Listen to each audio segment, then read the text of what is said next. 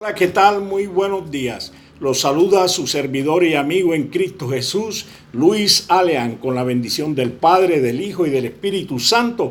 Te pedimos, oh Dios Altísimo, y en el nombre de Jesús, que bendigas a cada persona, cada hogar, cada familia de los que amamos y buscamos tu presencia.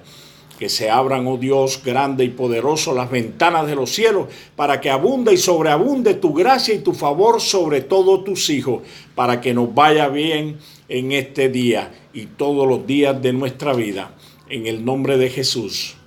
Pues bien, queridos hermanos, en esta ocasión he querido traer un tema bien importante que lo he denominado la importancia del Espíritu Santo. La importancia del Espíritu Santo. Y para eso, queridos hermanos, nos vamos a las Escrituras en el Evangelio de Marcos, en el capítulo 1, versículos del 6 al 12. Evangelio de Marcos, capítulo 1, versículos del 6 al 12. Y dice tu palabra, Señor: y Juan estaba vestido de pelo de camello y tenía un cinto de cuero alrededor de sus lomos, y comía langosta y miel silvestre. Y predicaba diciendo: viene tras mí el que es más poderoso que yo, a quien no soy digno de desatar encorvado la correa de su calzado. Yo a la verdad os he bautizado con agua, pero él los bautizará con Espíritu Santo.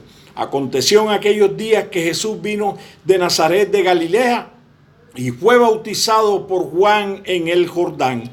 Y luego, cuando subía del agua, vio abrirse los cielos y el Espíritu como paloma que descendía sobre él. Y vino una voz de los cielos que decía: tú eres mi Hijo amado, en ti tengo complacencia. Y luego el Espíritu le impulsó al desierto. Pues bien, queridos hermanos, toda la Biblia muestra la importancia que el Espíritu Santo tuvo en la creación, con los profetas, en la vida de Jesús y en la evolución de la iglesia primitiva. Fue él quien engendró a Jesús en el vientre de María. Su llenura fue lo primero que le dio a Juan el Bautista, cuando ambos estaban aún en el vientre de sus madres. Elizabeth sintió que el bebé brincó de alegría en sus entrañas y fue lleno del Espíritu Santo al escuchar la voz de María. Jesús no había nacido todavía, pero el Espíritu Santo ya se había manifestado a través suyo.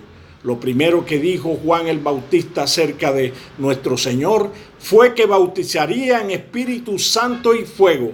Al siguiente día lo llamó el Cordero que quitaría el pecado del mundo, sugiriendo que el bautismo en el Espíritu es tan importante como la redención. Juan el Bautista reconoció que Jesús era el Mesías porque vio descender y permanecer al Espíritu Santo sobre su cabeza. Cuando Jesús fue bautizado en agua, escuchó la voz del Padre desde el cielo y vio el Espíritu que vino sobre él en forma de paloma. Entonces, queridos hermanos, inmediatamente después, en el Evangelio de Lucas, en el capítulo 4, versículo 1, dice: Jesús, lleno del Espíritu Santo, volvió del Jordán y fue llevado por el Espíritu al desierto. Luego del desierto de vencer las tentaciones, en Lucas 4:14 dice: Jesús regresó a Galilea en el poder del Espíritu y se extendió su fama por toda aquella región. Es decir, que la fama de Jesús creció por el poder del Espíritu Santo. En su ministerio sanó a los enfermos y curó dolencias porque estaba ungido con el Espíritu. También declaró a los fariseos que si por el Espíritu echaba fuera demonios, era porque el reino de Dios se había acercado. ¿Y sabes de quién habló en su primer mensaje en la sinagoga? Habló acerca del Espíritu Santo. En la última cena, el día que iba a ser entregado, dio instrucciones a sus discípulos. Muchas de ellos fueron acerca de la obra del Espíritu Santo, llegando incluso a asegurarle que era conveniente su ausencia para que el Consolador llegara.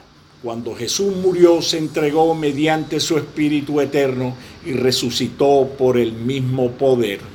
Antes de ascender al cielo, se le apareció a sus discípulos durante 40 días, les dio mandamientos por el Espíritu y les comunicó la promesa del Padre de bautizarlos en poco tiempo en el poder del Espíritu Santo. En el día de Pentecostés fueron llenos al parecer de lenguas de fuego sobre sus cabezas, y en ese momento el apóstol Pedro se puso de pie y dio el primer mensaje de la historia de la iglesia cristiana. ¿Cuál fue su primer tema de predicación, queridos hermanos? El Espíritu Santo. Pedro se paró y dijo: compatriotas judíos y todos ustedes que están en Jerusalén, déjenme explicarles lo que sucede. Presten atención a lo que les voy a decir. Estos no están borrachos como suponen ustedes. Apenas son las 9 de la mañana y en realidad lo que pasa es que lo que anunció el profeta Joel, que sucederá que en los últimos días, dice Dios, derramaré mi espíritu sobre todo el género humano. Esto lo encontramos en el libro de Hechos, capítulo 2, versículos del 14 al 17. Luego habló de Jesús como el enviado de Dios para salvar al mundo. Durante el mensaje, la gente compungida de corazón empezó a aceptar a Jesús como su Salvador, y de inmediato les dio la promesa del don de Dios, el Espíritu Santo. Su presencia era lo más importante en la iglesia primitiva. Leemos en el libro de los Hechos una y otra vez cómo el Espíritu Santo se manifestaba. Ellos oraban para que todos fueran bautizados en el Espíritu, ministraban en su poder. Incluso ser lleno del Espíritu Santo era un requisito para los futuros diáconos. Pero ahora sucede lo contrario, queridos hermanos. Le hemos restado importancia y solo para las vigilias, para el bautismo o para recibir sus dones es que invocamos el Espíritu Santo a través de nuestro Padre Celestial. Esto no puede ser. Debemos volver a la senda antigua por la que caminó Jesús y sus discípulos. En esta senda lo que primero se reconoce es su presencia.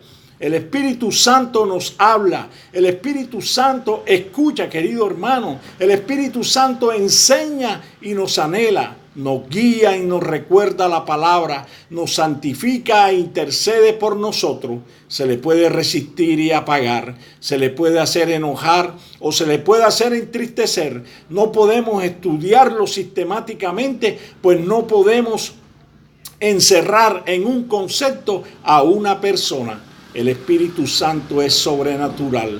Más que estudiarlo, hay que conocerlo, y para lograrlo hay que tener intimidad con Él. Ser bautizado en el Espíritu y hablar en otras lenguas no significa que lo conozca.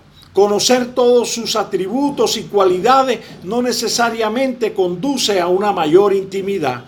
Igual que en una relación con otra persona, deben pasar tiempo juntos para conocerse.